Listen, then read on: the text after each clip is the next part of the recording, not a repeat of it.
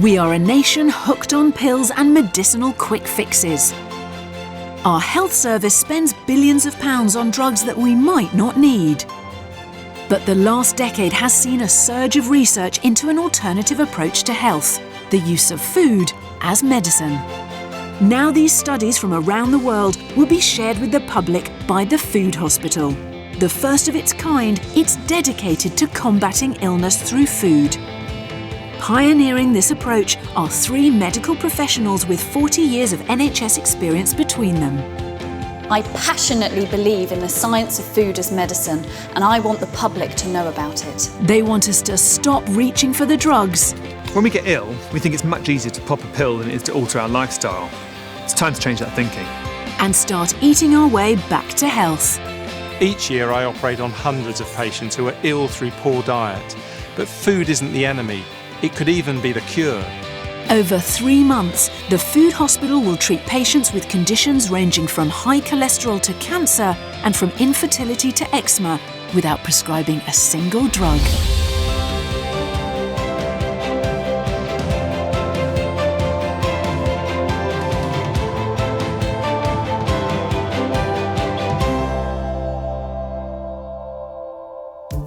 The NHS spends over £12 billion on medicines each year, but the Food Hospital will explore the role food can play by treating all kinds of illnesses with a plan uniquely tailored for each patient.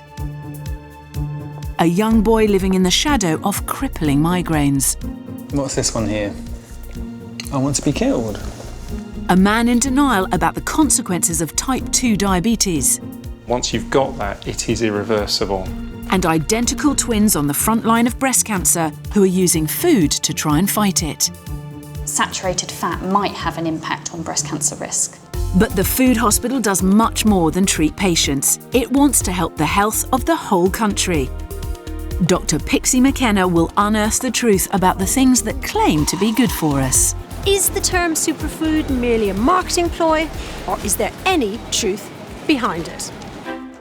First through the doors is a young woman who's got cysts on her ovaries. My name's Lauren Rogerson Hoadley. I'm 24, from Middlesex. Lauren has Polycystic Ovary Syndrome, which affects 1 in 10 British women. Signs you might have PCOS include putting on weight, acne, problem periods, difficulty conceiving and excess hair growth. It affects me in many ways, my confidence being the main one. Lauren's symptoms started to show when she was 15, which made her a target for her teenage classmates. They used to call me sideburns, the girl with the beard, whiskers, beardy face, that sort of stuff. And it hurt, it really hurt. So I just had to kind of hope that they'd stop. But they didn't, they carried on doing it. Now weighing 19 stone, Lauren lacks the confidence to find a job and has become a virtual recluse. It's on my mind all the time, are people looking at me? Do they realise that I've got a condition, or do they think I'm just weird? Lauren doesn't like taking drugs and hasn't been to the doctor for 6 years. So now she wants to find a new way to fight her illness. It would mean so much to be able to manage my condition through my diet. Like all Food Hospital patients, Lauren has been given a series of blood tests to give the team a fully rounded picture of her health. Do you want to step up?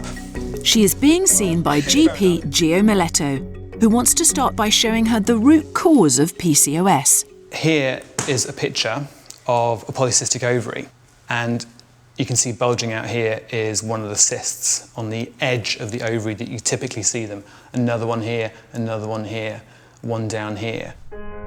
Found in the pelvis, the ovaries are about the size of almonds and produce eggs.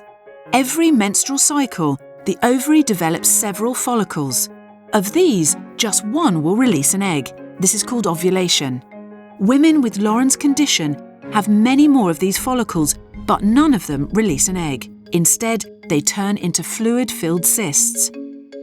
One of the reasons for this is too much of the male hormone testosterone, which sometimes is caused by diet. Let's look at here at your testosterone level. You'd normally expect it to be no more than about 1.8 in a woman. Here, yours is 7.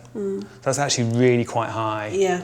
Can we have a look at your armpit? I was told that it had discoloration when I was diagnosed. So this here can be something associated with PCOS called acanthosis nigrans, and it's the pigmentation of the skin that is associated with raised insulin levels. Can we have a look at the back here? Yeah. Do you mind if we lower? Yeah, you've got these pustules, that's a good one there, and these blackheads here that are features of acne. Let's take a look at the front here of your belly. Yeah.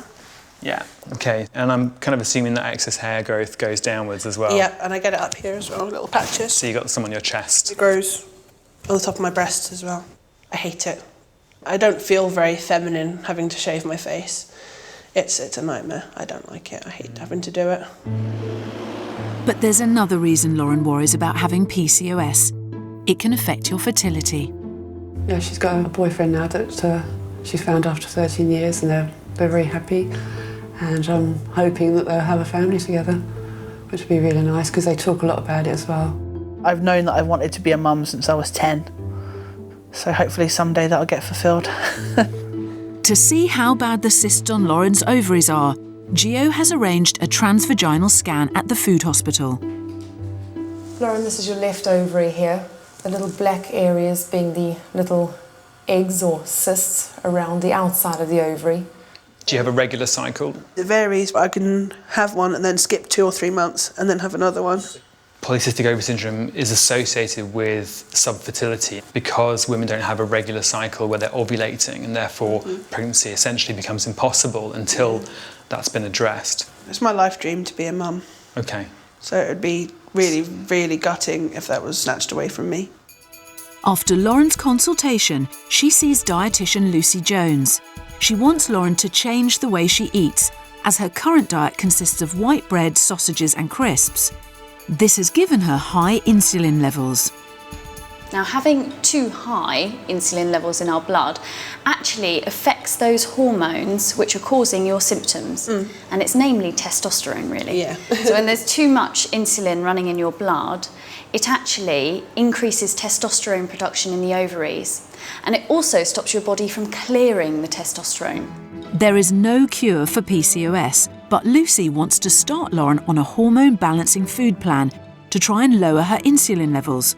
If it works, it could improve her irregular periods, her weight, and possibly over time, even her hair growth. And if her high testosterone is principally caused by diet, that might improve too. Lauren's new plan will be made up of pulses, vegetables and whole grain foods.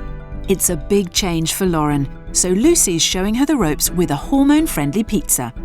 Eating whole grain bread instead of white will burn energy more slowly, making less insulin in the body. These are mini pita breads, but they're seeded and they've got lots of different cereal grains in. Upping the vegetables on your plate to 50% increases vitamin intake and helps with weight loss. What we've got here is some roasted vegetables. So these have been in the oven for about 25 minutes. Mix these with some chickpeas. And adding pulses like chickpeas instead of fatty or processed meats is good for your protein levels. It looks really nice. Wait till you try it. Lauren will leave with a plan of hormone balancing foods and recipes, which she will follow at home before returning to see Lucy and Gio in 12 weeks' time.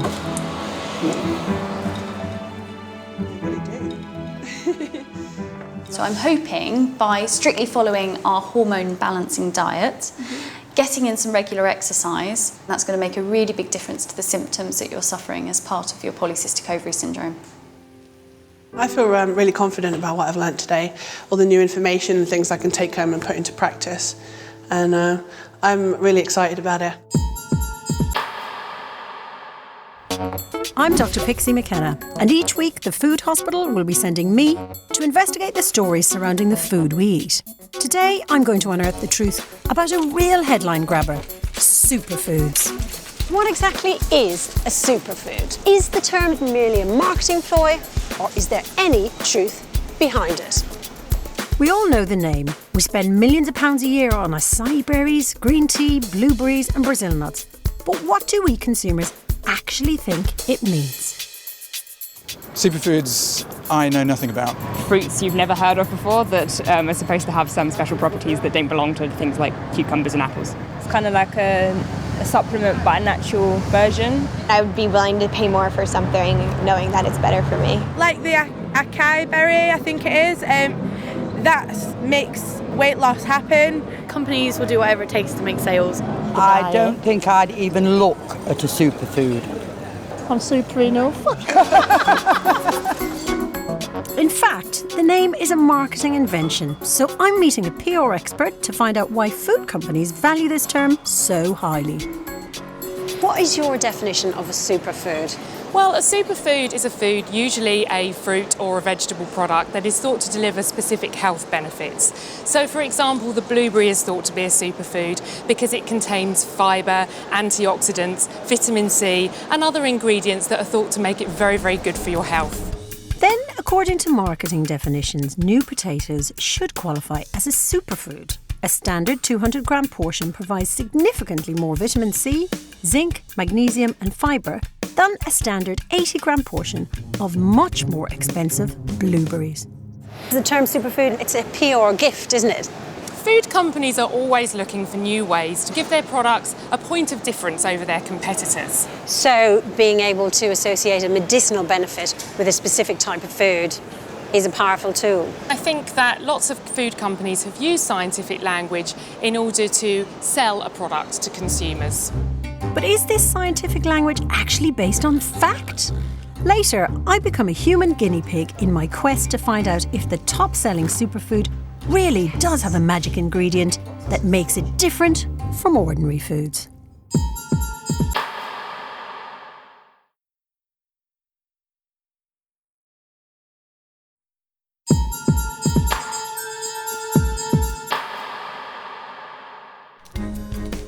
The Food Hospital has worked with over 250 experts and research bodies to bring you some of the latest findings on food as medicine. Our team of medical professionals, GP Gio Miletto, consultant surgeon Shaw Summers and dietitian Lucy Jones are on the front line of the food as medicine revolution. Can food replace drugs? In many cases, yes, and we're going to prove it. Next at the Food Hospital, a little boy with a frightening illness, which according to some research could affect up to 1 in 10 children. My name's Louise, this is Harvey. Harvey's 7 years old and he suffers from migraines. The other night, Harvey was rolling around on his bed, shouting, "Help me, help me." Migraine is the biggest neurological condition in the developed world. As well as agonising headaches, other symptoms can include vomiting, vision distortion, mood or personality changes, or difficulty walking or talking. If your child has any of these symptoms, you should contact your doctor. Harvey started getting severe headaches at the age of 4, so his GP sent him for tests. They ruled everything else out, like brain tumour and epilepsy. So they just put it down to migraines and started him on his medication. Harvey is prescribed drugs for his headaches, but they've gradually become less and less effective. He's had 3 this week, so probably 2 out of the 3 have been really bad ones. He goes really pale. He has to go to bed. Sometimes he can't use his legs. He says he feels wobbly.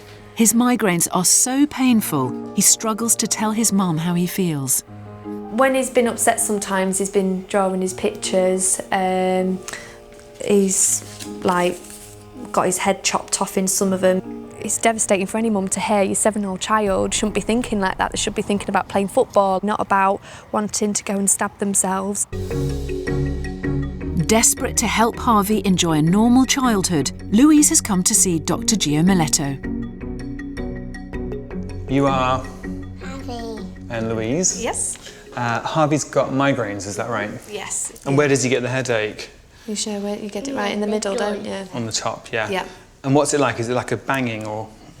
It's twisting.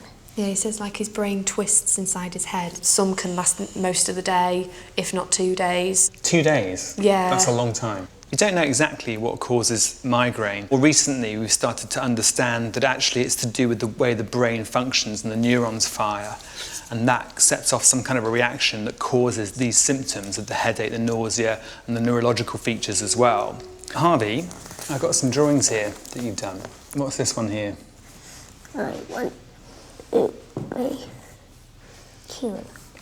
I want to be killed. When did you draw that? Yeah. That must be quite upsetting. Yeah, it was. With children, it can be quite difficult to ask direct questions about their condition, so you have to find more indirect methods to try and understand how they feel about something, and drawings are a really good way to demonstrate that, as Harvey's shown us. At the moment, all Louise can do is manage her son's migraines as they happen, but Gio wants to try and prevent him getting them in the first place. New research suggests that a seemingly random group of everyday foods all contain compounds called amines, which may cause migraines or headaches. So dietitian Lucy Jones wants Harvey to cut them out. The diet that we're going to put Harvey on, we've taken out things like full-fat milk, and he's actually going to have skimmed milk. We'll make sure that we're giving you all those nutrients in terms of fat in other bits of your diet. Okay. Other things that you need to be careful of is citrus fruits. Right. So no oranges. Is that going to be a big problem, Harvey? Don't like oranges. Oh, that's good. That's good. That's wonderful news. If you suffer from migraines or even just headaches, avoiding these foods might help you. And in Harvey's case, Lucy also wants him to cut out all foods with additives. What we often find is things like ham or hot dogs can cause problems in some people, and it's because of the preservatives. And this is the trouble with a lot of the foods that you can't have. It's not the food itself, it's the things that have been used to preserve it or to make it taste better. Right. And that's why they become a problem. Lucy also wants to boost Harvey's intake of 3 key vitamins. Although they are found in some foods, to get close to the right quantity, he would need to eat, for example, 5 kilos of lamb's liver a day. That's 10 times what's on this plate and will contain dangerous levels of vitamin A. So Lucy is prescribing food supplements with the dosage approved by Great Ormond Street Hospital. One of which is magnesium, which is a mineral, another of which is vitamin B2, and another one is coenzyme Q10. And it's thought that if you have small amounts of all of those taken in as supplements, that actually that can help migraines as well because of the way that they act in the brain. Found it really interesting, especially about the milk. Some of the foods like the hot dogs, he does tend to like his hot dogs, so yeah, so he won't be able to have them. Yeah. Can I go now?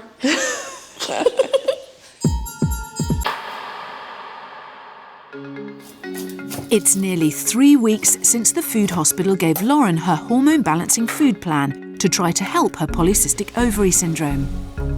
I don't eat crisps or chocolate anymore, whereas I used to eat them.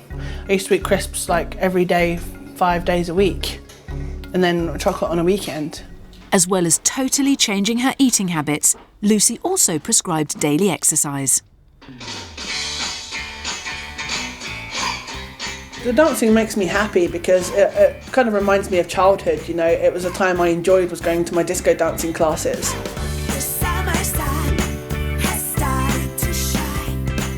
Lauren, however, still feels unconfident and hardly leaves the house, but her boyfriend Paul supports her wholeheartedly.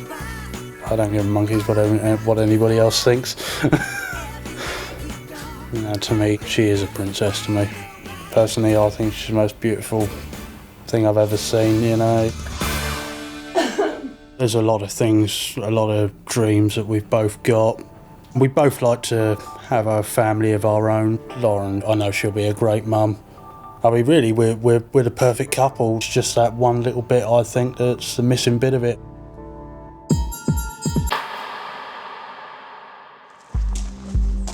The next patient may look like an ordinary man, but he has been diagnosed with the 5th biggest killer illness in the world. My name's Chris Weil. I'm 44, come from Sawtry in Cambridgeshire. Like 5% of the population, Chris has type 2 diabetes. Unlike type 1 diabetes, which is more unusual, type 2 is nearly always caused by diet. Symptoms can include feeling tired, more thirsty, frequent urination, genital itching and altered vision. When I was diagnosed, the doctor was very plain with me and said, you're sort of facing a lifelong condition. And that's a real big sort of kick. Type 2 diabetes is caused by too much glucose in your blood. This happens when the pancreas, which produces insulin, starts to fail. In a healthy body, the glucose in the bloodstream, seen here in green, is absorbed by the body's cells and converted to energy. But with diabetes, there is a problem with the insulin, which stops the glucose being absorbed. This leads to an excess of glucose in the bloodstream, which can start a chain of serious illnesses. Divorced Chris, who works in IT, spends most of his life on the road grabbing his meals on the run. You pull into a petrol station and you'll typically grab anything.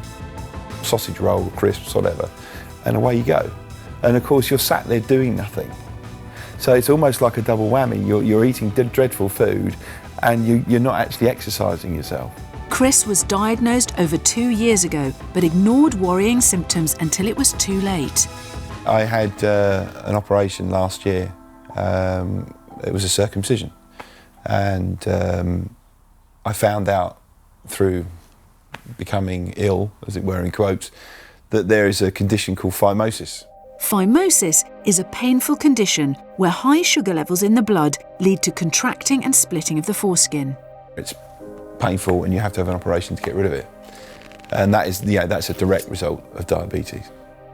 It does make me wonder why on earth I didn't stop at that point and start eating lettuce. At the moment, Chris is on 3 different drugs and faces a lifetime on medication. But it's his 17-year-old son, Vincent, who has made him face the music. The thought of my son seeing me dying because of this is frightening, to be honest. He's pretty much the only person that's always there for me, so if he wasn't there, life would be very hard. Looking for a second chance, Chris has come to see consultant surgeon Shaw Summers. Do you have any symptoms at all at the moment? Yeah, I have tingling in my toes. Sometimes the diabetes can affect your nerves, the nerves in your toes, what we call a peripheral neuropathy. And that, unfortunately, is what it looks like when the blood vessels are fully sealed off and furred up, toes start to die off, and you have the start of what we call end organ damage. Now, if you imagine that kind of thing happening to your kidneys, your heart, your eyes, that's diabetes, and once you've got that, it is irreversible. Well, it's shocking. Yeah. If your internal organs are going like that, that's going to be catastrophic. Sorry to shock you about it, but that's the truth, and you need to know it, because diabetes is such an easy illness to have, if you like, because you don't know it's doing the damage until it's too late, Chris. Now, you have got a lot of weight to lose. You weigh 24 stone, and although you're a really tall chap, you need to be well under 20 stone. Now, just to illustrate how much weight you've got to lose, 4 stone is 12 of those, and that's 5 pounds of fat. I can't believe that. I cannot believe 12 of these. 12 of those that they're going to kill you. Weight loss will help clear the fat within Chris's pancreas and improve his insulin function. But he must act fast to avoid irreversible damage. So Shaw is prescribing a radical 6-week plan based on a recent trial at Newcastle University. We're going to get you to an 800-calorie diet. Now, the only real way to do that is to go to meal replacement. So you'll be having one of these instead of each meal. And then we're going to add in some non-starchy vegetables to just give a bit of flavour and a bit of bulk and a bit of fibre to your diet. That will also help prevent too much hunger. Do you want to try that? Okay. On this plan, Chris will be allowed just 3 nutritionally complete drinks a day. What do you think? It's all right, actually. Tastes better than my foot's going to feel. You're going to say it tastes better than your foot. The standard treatment for type 2 diabetes could be a lifetime on medication. This would help the symptoms, but not cure the condition. But Shaw believes that under strict medical supervision, it could be reversed with food.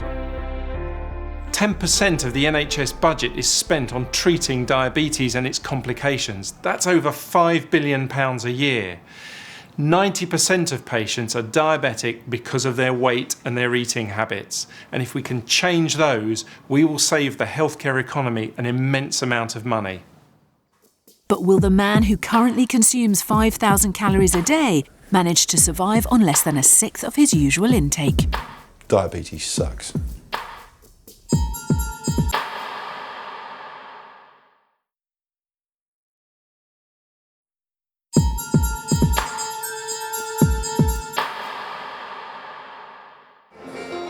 Kristen is 25 years old.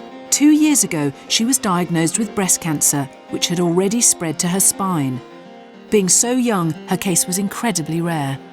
The statistics are not great when it comes to secondary breast cancer, but I beat the statistics in getting the disease. I can beat the statistics in fighting it and kind of kicking it to the curb. She's been battling it on all fronts, with a mastectomy, chemotherapy, radiotherapy, and even food. Now she's founded her own charity targeting young people. We're Copperfield, we're a breast cancer awareness charity. We're making sure that people are checking themselves regularly and know the signs and symptoms of breast cancer. Beside her throughout her ordeal has been her identical twin sister Maren. Hi! The chickpea chowder, has that got dairy in it? Like so many of us when faced with a daunting situation, they turn to the internet and books for help. It was really important that she kept, she had to keep her energies up and, for the chemotherapy in particular, she had to put her body in a really good place. From the many theories linking food and cancer, the twins then adopted a totally new eating plan to try together. I think this is still a path of discovery for both of us. And if there's something that she should be doing to prevent her ever getting cancer, then obviously we want to know about it.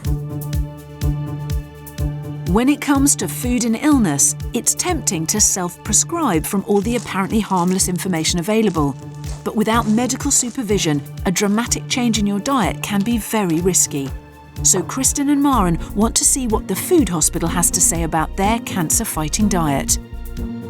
We want to know that we are doing the right thing, and if there's anything else that we could be doing, then we want to know about it. Someone is diagnosed with cancer every 2 minutes in the UK. Kristen was unusually young to get breast cancer, but it is actually the most common cancer diagnosed in this country. All women should check their breasts regularly. You should look out for unfamiliar pain or discomfort on one side, changes to your breast size or shape, new lumps in your breast or armpit, and puckering or changes in the skin or nipple. The Food Hospital has studied the sisters' diets and wants to tell them about the latest scientific research on food and cancer. Kristen, Maren, you're both here today because one of you has breast cancer. That's you, Kristen. Yes. It took 8 months to pick up because I was too young, apparently, to get breast cancer. So by the time it was diagnosed, it had already spread to my spine. What kind of treatment have you had? The tumour in my breast was the size of an avocado and it needed to be a plum size. I had to have 5 months of chemotherapy, quite aggressive chemotherapy. And so finally it was the right size to be operated, and then I had a mastectomy. So tell us about what you guys have done diet-wise. I chose to not eat dairy and not eat meat. And what's your reasoning behind not eating those foods? My breast cancer is hormone sensitive, so I know that any estrogen in my body could potentially feed the cancer. So I've decided to cut it out of my diet completely. I think it's a real empowering thing for a woman when you've got cancer to be able to have control over something, and that's how diet must feel. The twins decided to replace dairy with soya after reading about a theory linking breast cancer with the estrogen found in cow's milk.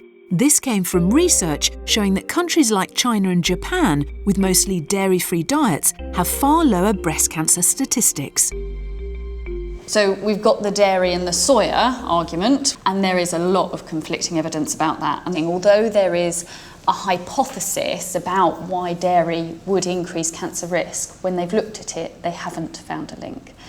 I think it's entirely up to you whether you choose to have dairy or soya, as long as you're having calcium-enriched soya to make sure that you don't damage your bones by not getting in enough calcium.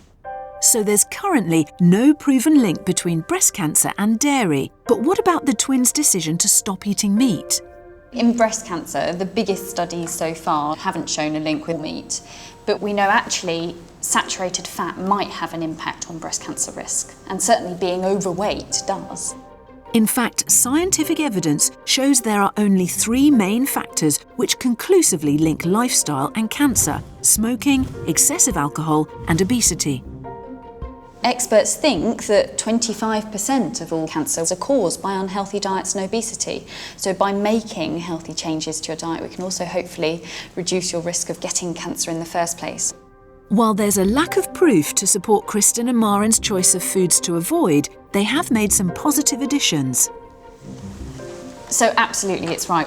We can't cure cancer with diet, we can't, but there is some evidence to suggest the best sort of cancer prevention diet is a Mediterranean diet, which from your food diaries, I would say both of you pretty much fall into. Lots of fresh fruit and vegetables, nuts and seeds, olive oil, and not having a lot of saturated fat.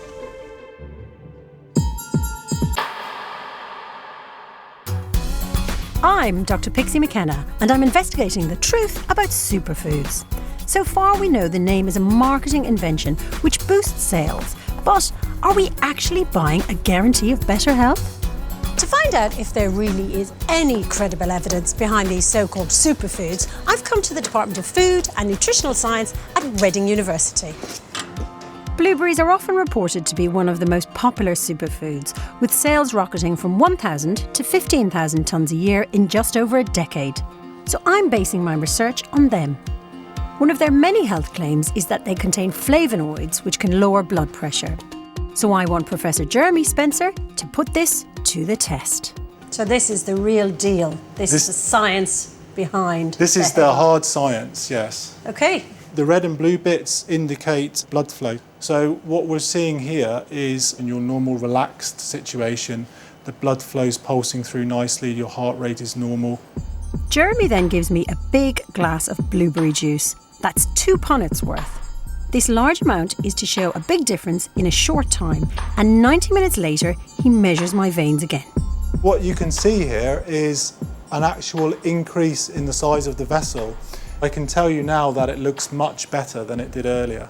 Those beneficial flavonoids within the blueberry have been absorbed into your bloodstream, and they've caused the release of a compound called nitric oxide, which causes the dilation of your blood vessels and therefore lowers your blood pressure. So there is scientific proof that with enough blueberries, you can lower your blood pressure. But is it unique in this property? Jeremy is testing blackberries alongside the superfood to see if they contain the same key flavonoids. They're very similar in that they've both turned blue, and this is an indication that both of them contain those same beneficial compounds. What that means is if we'd chosen to feed you blackberry instead of blueberry, we should have seen similar effects on your artery function. In fact, Jeremy's team have proven that these beneficial flavonoids are also found in lots of other fruits, including raspberries, blackcurrants, red currants and plums. So they are by no means exclusive to blueberries. Do you think it's really helpful to call foods a superfood? Personally, I don't. By singling out individual ones as superfoods, we give consumers the impression that they should only be eating these, and it's probably more to do with commercial interests rather than encouraging us to eat fruits and vegetables. So there you go. The scientists are saying there's no real evidence to suggest that there is such a thing as a superfood. If by that we mean a single food that will help stave off illness or keep us healthy.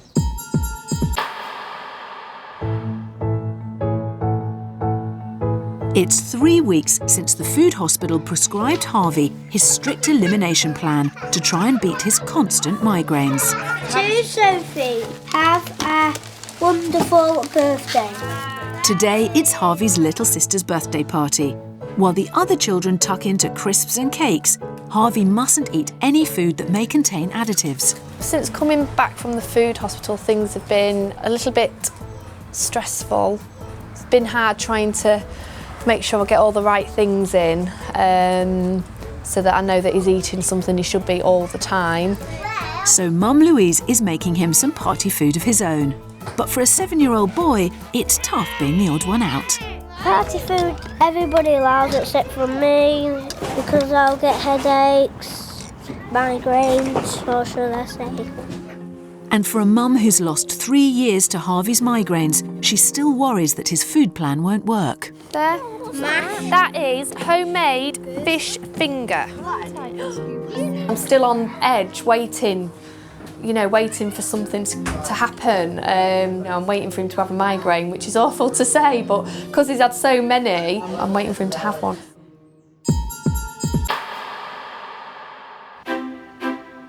It's 12 weeks since 24-year-old Lauren came to the food hospital with Polycystic Ovary Syndrome. Now, like all food hospital patients, she has returned for her final consultation. Gio and Lucy want to know if her hormone-balancing food plan has helped her symptoms. So Lauren, it's been nearly 12 weeks since we first met. How have things been going? They've been going really well, actually. And I can see a visible difference. You've clearly lost weight. Oh, thank you. You look really well. You know you've lost 10 kilos. Yeah. Which in English is about 1.5 stones, by the way. Awesome. I'm seriously impressed. Thank you. Previously, you had a very irregular or even absent menstrual cycle. How has that been? Since I've been on this plan, it's been relatively regular, actually. I haven't missed any. That is a really encouraging sign, I think, which suggests that the PCOS isn't as severe. Have you noticed any benefits? I've noticed that my hirsutism is not growing back as quickly or as coarse as it was before, so less for me to take care of. Less pruning required? Oh, yes, definitely. I feel less like a conifer now. Oh, that's fantastic. I actually went swimming for the first time in 10 years a couple of weeks ago. That's a really big step for somebody that's not feeling body confident. Lauren's treatment plan appears to have lowered her insulin levels, which has led to improved physical symptoms and given her confidence a huge boost.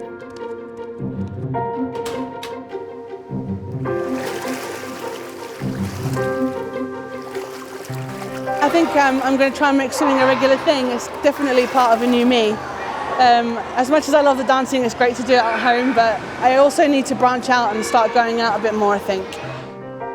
The one thing that hasn't changed is Lauren's testosterone levels. This could mean that her high testosterone wasn't caused by diet, so she's been referred for further investigations. But Lauren remains undaunted. Having kids in the future does feel a lot more achievable, because as I progress with this, you know, my weight will go lower and I'll get healthier and it'll hopefully improve my fertility. So it's looking a lot more bright on that front. So food treatment has helped with Lauren's problem, but what will the results show for Chris's type 2 diabetes and 7-year-old Harvey's migraines when they return to the food hospital?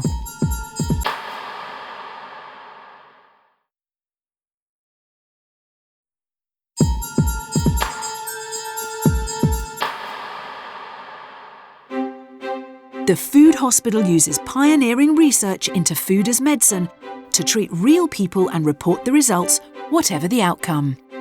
12 weeks ago, 7-year-old Harvey came with Mum Louise, hoping for a cure for his agonising migraines. What's this one here? I want to be killed. I want to be killed. Since then, his mum's done her best to keep him on his migraine trigger elimination plan. Now Lucy and Gio want to know if it's worked. Welcome back, Harvey and Louise. Hello. Tell us what's happened since we last saw you. Since we started the new diet, he's been absolutely fine. We've had nothing. That's amazing. That's yeah. I'm so impressed. It was pretty much straight away. It's amazing that his migraines have all but disappeared. Definitely. Even in the first week, he hadn't even had one, and before we started the diet, he was still having 3 or 4 a week. So astonishing. So yeah, to have that work so almost quickly, instantaneous resolution. It was fantastic. Over the summer holidays, Louise had complete control of Harvey's food. But on his return to school, his diet slipped, which led to some minor headaches. We've just had a couple in the last week or so, but we think that's due to him being at school, and so we've addressed that now, and since we've addressed it, he's been fine again.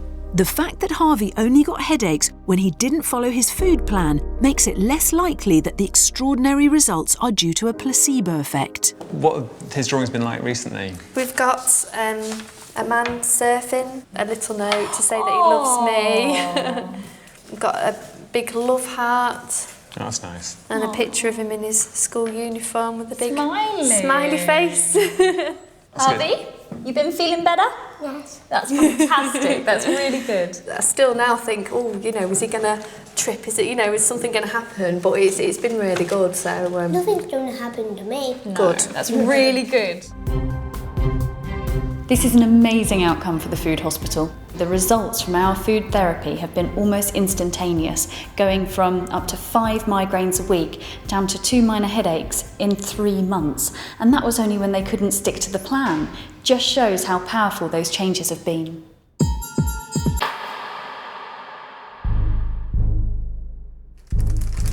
While Harvey's been following a food elimination plan, Chris is existing on low-calorie meal replacements in a dramatic bid to conquer his type 2 diabetes. You expect to go, ugh, but actually, it's all right. This extreme 800-calorie-a-day allowance means Chris can only have 3 of the prescribed drinks plus a small helping of vegetables. In terms of the sort of effects, I've hit every single possible symptom, you know, tiredness, dizziness. He has like lost a lot of energy, like just sort of does one thing. And then I'm flat, completely flat. And yes, there have been testing times, I have to say. Shaw gave him just 6 weeks to bring his diabetes out of the danger zone before the damage became irreversible. I've got a couple of pictures on my phone which are horrific. They look like they've come from a horror film. They haven't. They're just pictures have been taken of people with diabetes. Diabetes sucks. It really does. Chris may have found a way to stay focused, but only his return visit to the food hospital will reveal whether Shaw's radical strategy will be enough to save his life. Welcome back to the food hospital, Chris. Now, I can tell you that having done your diet for 6 weeks, you've lost a massive 2.5 stone. That's an incredible result by any measure. And you've lost 8 of those. And as a result, your body's insulin will be much more effective. How do you feel? A lot lighter, has to be said. When Chris first came to the food hospital, his blood sugar reading was 8.5, which is dangerously diabetic. He's been testing it daily throughout his treatment, and it has been falling consistently. 3.9, that's a really good reading. That's at the lower end of the normal range, and your current readings show that actually you're well on the way to going into remission. That is, wow, that is amazing. Chris can now start eating again on a low-calorie diet to continue his weight loss and hopefully be free of diabetes. From our point of view, the most important thing is that we'll have given your son his dad back. Yeah. Someone who wants to be the dad that he needs. Of course I feel fantastic about it, you know, I just feel better. Yeah, and as far as my son's concerned, having done the diet, hopefully I have a lot more time with him and also be a lot more able as well. Okay. Yeah, good. It's a huge result. It's been very difficult to follow, but it's just opened my eyes really to what's possible. This is fantastic news for Chris and the food hospital. In just 6 weeks, his life-threatening condition has been reversed simply by using food as medicine.